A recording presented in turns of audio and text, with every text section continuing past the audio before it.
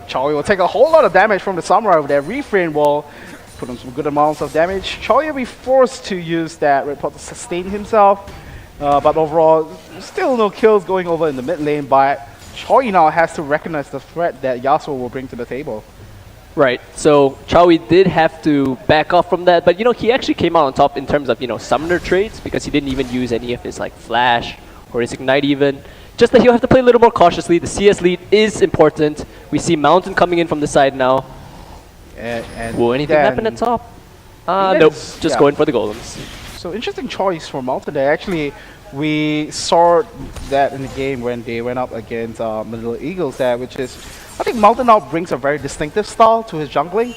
He doesn't like to go for active ganks, but instead he chooses to go for counter jungling, which I think is a great way to play against a Pantheon here, because what you want to do is scale ahead and then you want to take control of the jungle as well. I think in the game when they went up against MLE, they had no access to his buffs at all, and we're seeing a similar game style here. And I think right there we have to give credit to Refrain as well. A lot of people question, well, why do you ignite, Chowi so fast if you're not going to be able to kill him? But that mid lane pressure gives Mountain that access to the enemy's jungle so early on because he knows that Chowi will be pushed back to his tower, he's low on HP. And as we mentioned, Pantheon with his early game damage and his burst is able to match up to Elise in terms of aggressiveness. So great move by Refrain, get some early pressure down, make sure that the laners are pushed back. And again, we see him doing it. Pushing Chowi back to the tower, making moves with his jungler. I love this already. Right, and Simple Sentinels will be sure to take note, especially after the last game that Flashers have demonstrated against MLE here, the jungle pathing and the amount of jungle control that Mountain is able to do. He somewhat just knows where to go. He has that spider sense. Yes, great game sense on Mountain. Spidey sense to move around, maneuver Spidey sense. The jungle. Of course, Spidey sense on him. Manages to land Cocoon. And Choi taking a whole lot of damage. They will go for the dive, but D-Dan right around the corner to respond to that one. The repel comes in from Mountain. He will choose to back off. And Choi, he was thinking about it.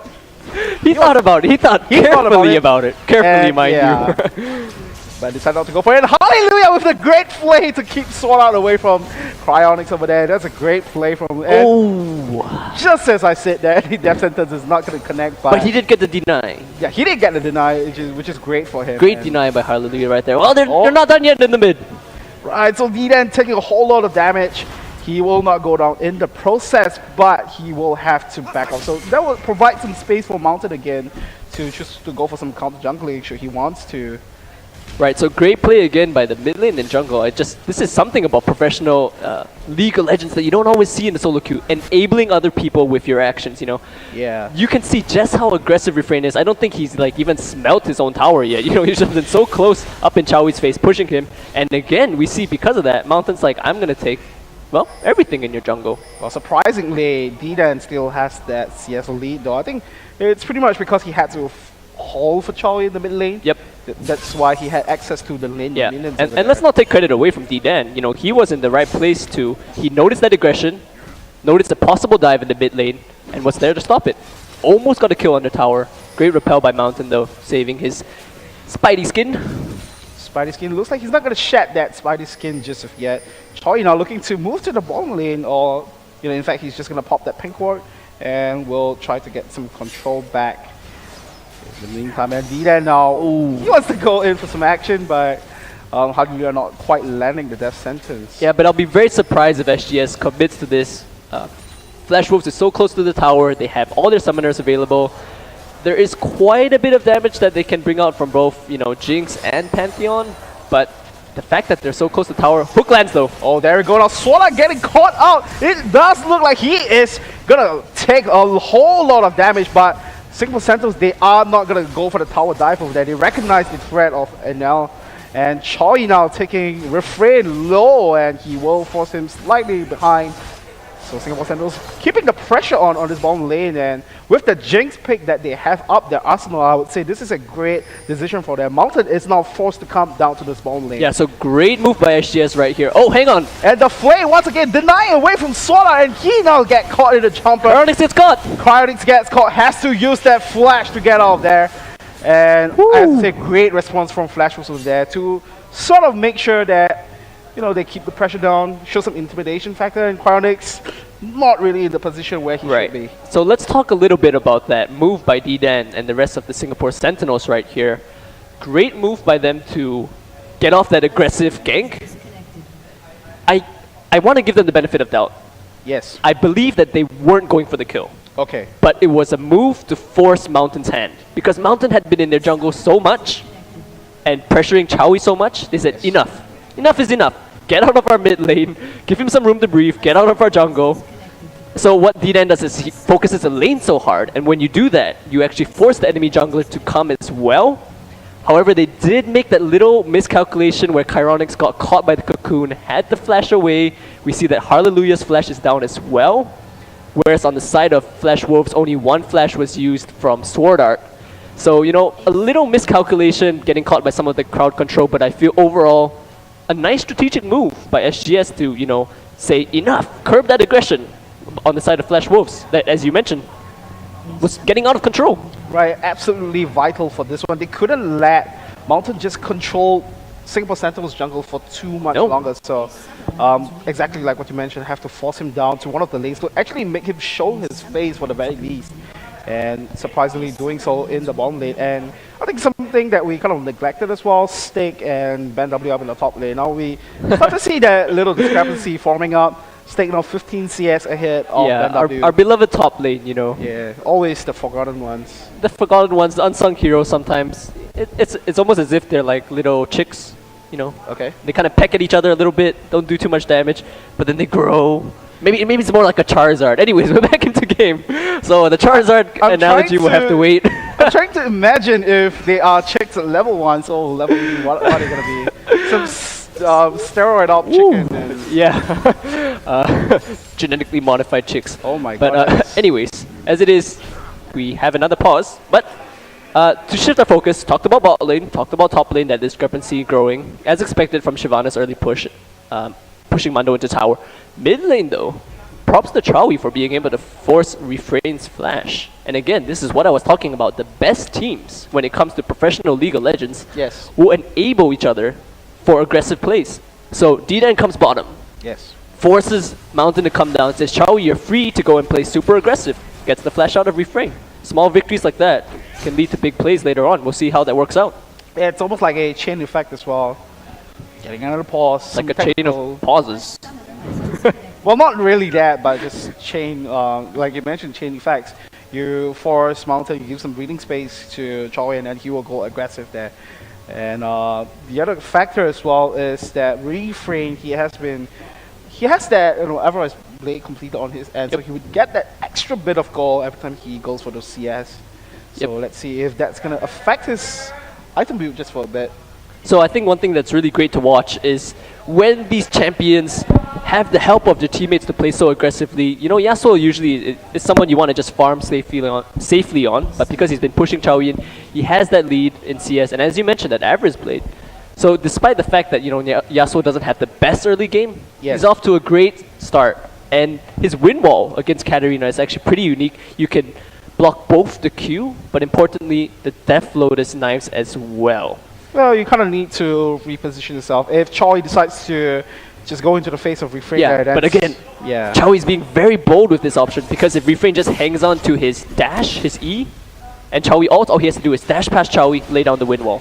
So I really, really want to applaud Chowie for this. I hope I have some time to like talk to him later, because this is a very bold pick. I can't wait to see how it pans out. Well, the good thing for him is if he can get the entirety of Singapore Sentinels to really get in the face of Flash Wolves there, then I guess that he could come in for the cleanup, and it's going to be extremely easy for him to do so, because the only guy who has some very effective repositioning is going to be from Mountain with the Repel. Right. And yeah, even from Refrain, you know, he has that dash, but you will be able to catch. Okay, so again we see Flash Wolves making that aggressive move into the enemy jungler. And again, you can see this time the lane pressure isn't as great, but because they have the vision, they know that they can take it, no problem at all. Mountain comes out with yet another great win in the enemy jungle. This is almost iconic for Mountain, slowly building their reputation up. There goes the wind wall to block away the damage. And D-Dan now, no access to the rip buff. That's going to slow down his ganking process. Important point in the game to watch though, D-Dan has reached level 6. So that Grand Skyfall, that great man drop, could be coming up very soon, and I believe bottom lane, once they hit 6, will be the lane to focus. Sword Art's flash is still down. That could be their focus. Hallelujah has hit 6. Let's keep an eye on that lane. That's right, so looking at the goal difference for Flash Wolves and SGS, very minute goal difference here, 500 gold apart. I guess mainly because of Refrain and that early Everrise build, Blade build, so that's going to give him that extra bit of gold. Puts down the pink ward, isn't able to, or spots the pink ward, isn't able to clear it out just yet, playing it safe. And you know, it's interesting to watch the movements of both junglers now, because D-Dan did show himself a little bit in the mid lane, and immediately you see Mountain creeping down on his 8 legs, pretty fast. He's ready. You know, he says, if the Grand Skyfall's gonna come in, and I love this preemptive pink ward, Mountain is so safe here, he could just spin himself a web, you know, and just sit back, wait for it to come, because here we go. So great call. Let's see how this breaks out, Chris.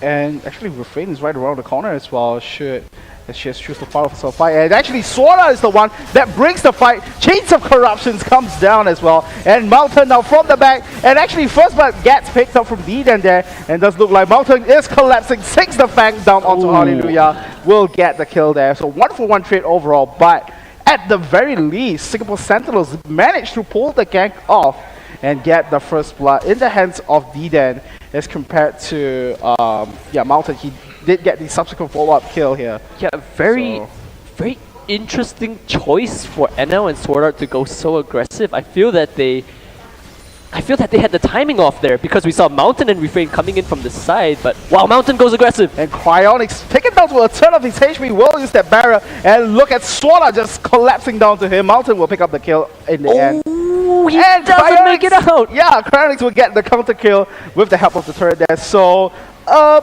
bit of a miscalculation, and Cryonics, good thing for him, he gets that return goal. Very important for him. Great move by Cryonics there, dealing with a 2v1, getting the flash from Mountain as well. I like the aggressive play from Flash Wolves, but man, did they have to pay for that. And it looks like they'll be paying with an objective as well, unless Refrain can collapse. But still, this is a 4v3 with Jinx. No, Jinx doesn't have her ulti. Wow, and look at D-Dan just melting down to Refrain there, no questions asked. Pretty easy pickup for him. It's just the collective damage from both Sword Art and Refrain, and with the passive pop from Sword Art as well, just enough damage to pick up the kill onto D-Dan there. Right, so and SGS wanting to rush that objective, but unfortunately, or I guess fortunately if you're the Flash Wolves, noticing that move and then collapsing immediately. So great job by Flash Wolves not letting that pressure relent at all, and they're back at it. They know they have the numbers advantage this time. Right, so Flash Wolves here will want to take out this dragon. Looks like that's not going to be too much contest. State moves down to the mid lane, will force Choi back for a bit. Refrain will take out the mid lane turret, so that will open doors to a lot of things. Great move by Stake to come down, had shoved his lane, knew that he could force some pressure on the mid and make sure that Chowie was unable to join in the dragon fight, which can be disastrous, but we see them closing in on Chowie. Right, Mountain now gets the cocoon in onto Choi, has to run off, and Choi will actually run off and use D-Dan to escape. Now Stick chasing onto Choi, Ignite gets popped, the Bilge for the Cutlass proc. Oh, the slow! Yeah, the slow comes down. If only he has that flame breath, should be able to pick up the kill onto Choi, but instead, Choi survives with a slit of HP. Wow, and you can see the Flash Wolves, their style of play, it's really like that of a wolf with its jaws just clamping on you and not letting go, you know. Every time they take a bite, it's not as if like you try and shake them off, it just makes it worse. Right. You know, you make a move and they capitalize on that mistake you made. That failed dragon attempt by SGS actually cascaded into that weaker mid lane pressure, got the tower down.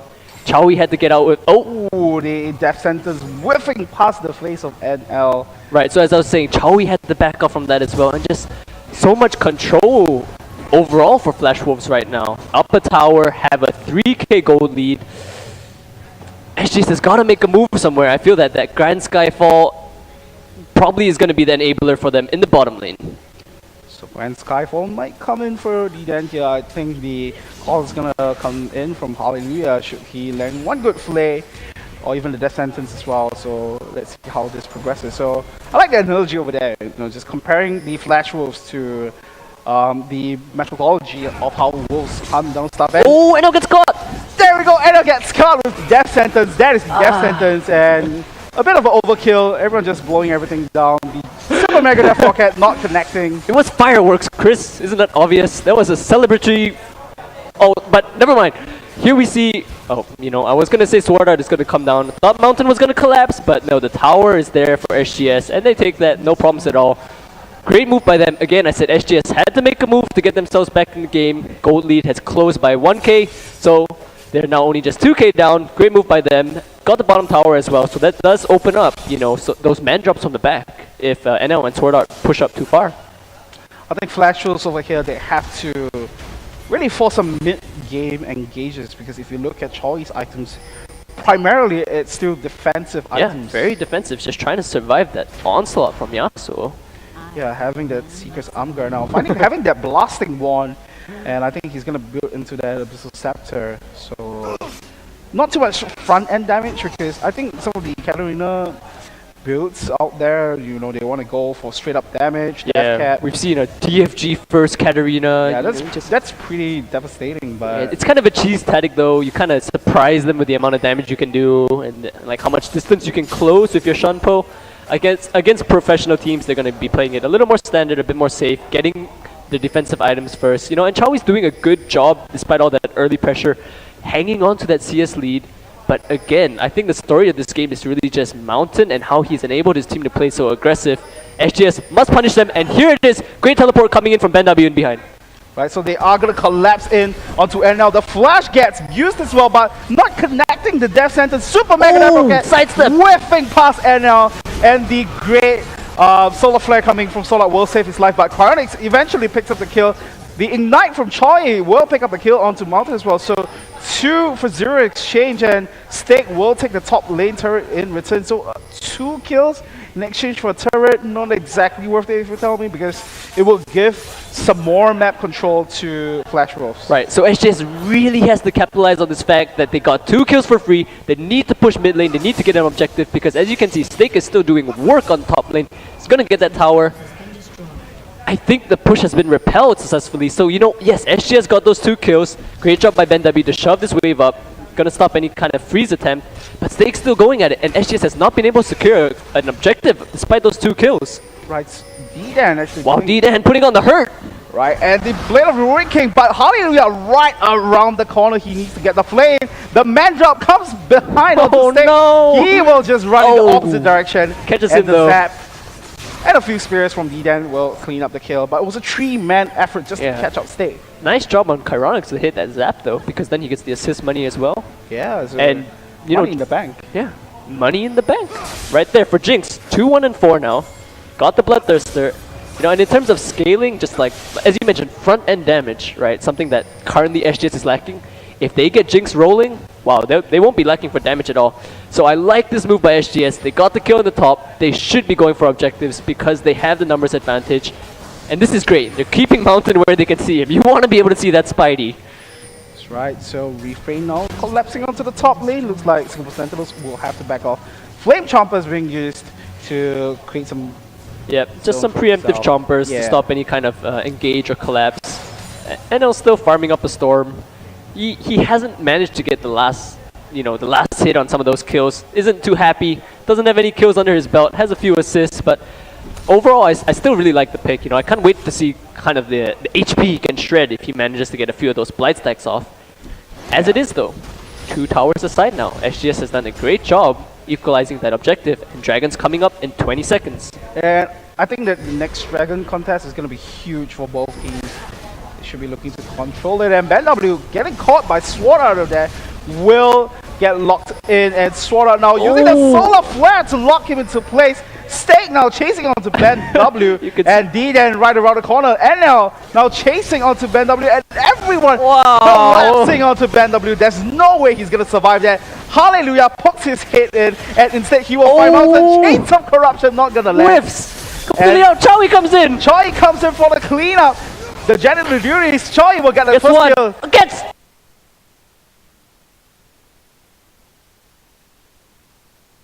You know what, folks? That's all we have for this episode. Come back tomorrow. Cliffhanger. No, tell you what, we'll be back in as soon as we can. He gets 1. Tell you what, he's probably going to get 2.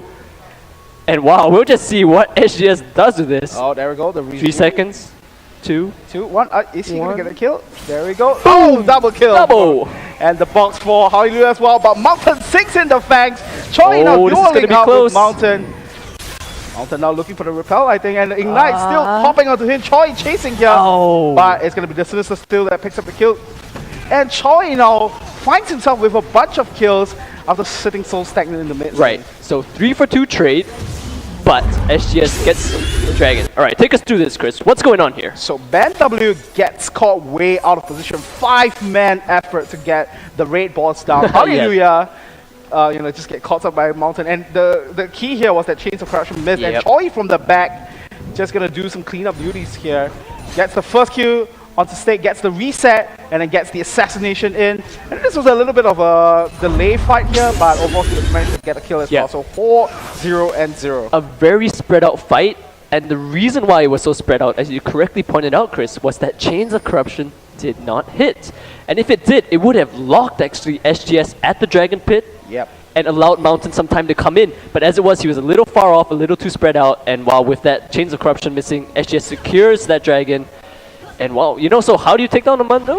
Commit 5 people to him, and then lose the next team fight. Is it going to be worth it though? You take down the raid balls, but all of you just go down. Yeah, some questions must be asked. Was it worth? And I think in that case... It was hashtag worth for BenW.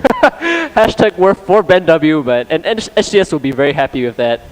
And if the fights continue to go this way, Flash Wolves expending so much on Mundo, I think SGS will be very happy with that. Chowie is unleashed, so-called. Picked up 2 there. Has his Zhonya's and his Abyssal now. Compared to Yasuo, has it his static shift, but still lagging behind that Infinity Edge. And with that Zhonya's, they can't take Chowie out right away. And that allows BenW and D-Dan to go around and cause so much havoc. Along with, Chironics on the Jinx. The mistress of havoc, if you will, the crazy AD carry.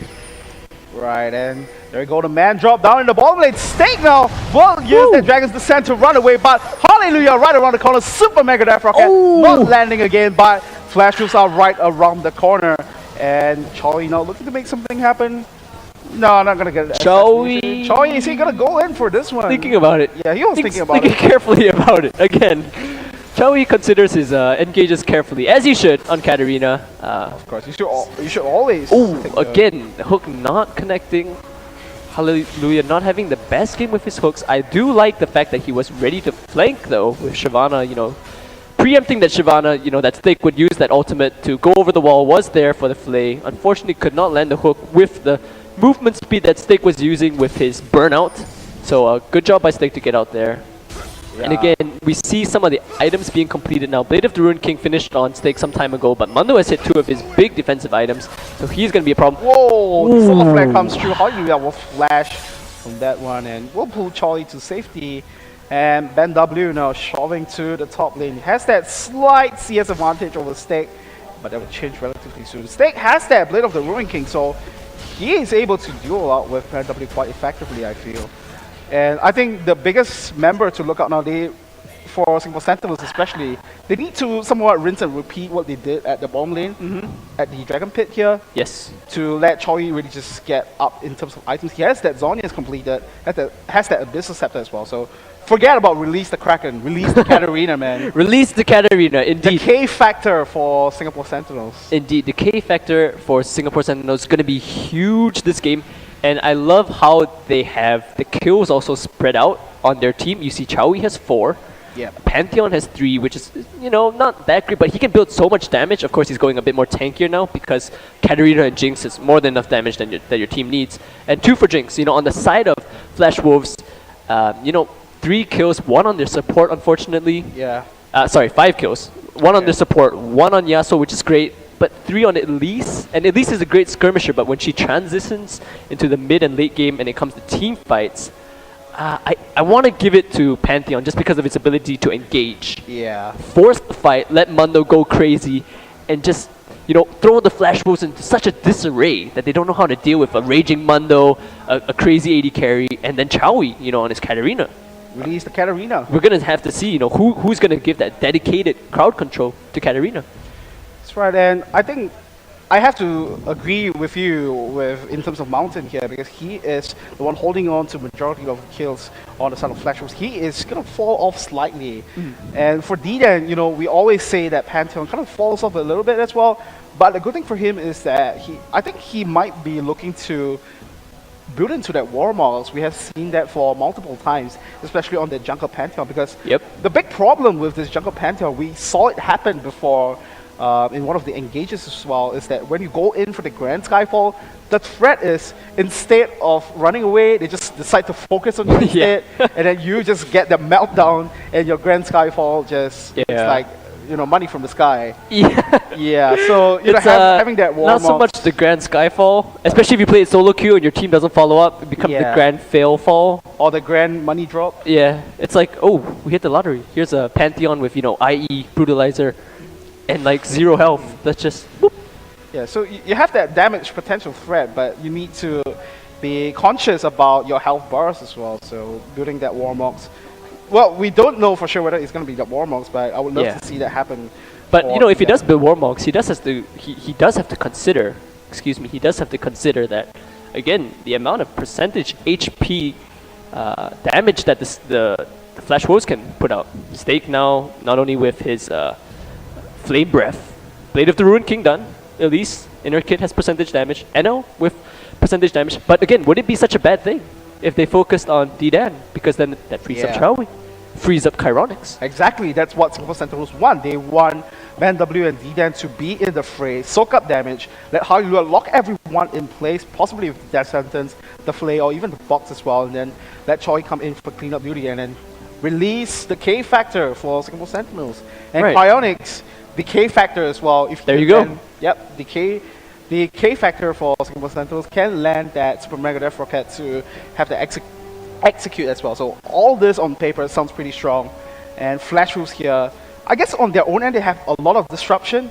So as long as they can get the picks that they want, they would still be in the game. Because we have to remember for a fact, Singapore Sentinels, they currently have the goal lead for about 1.4k here. But Flash Wolves still pretty strong on their end, still can find the picks and the kills that they want to, but they have to be careful, and they have to always remember that potential threat of the Grand Skyfall. We always will loop to come back to that. That's the determining factor for those team fights that both teams want to set up. Right, so I feel that we've talked a lot about SGS in terms of what are the strengths of their composition, but you mentioned the disruption on the side of Flash Wolves.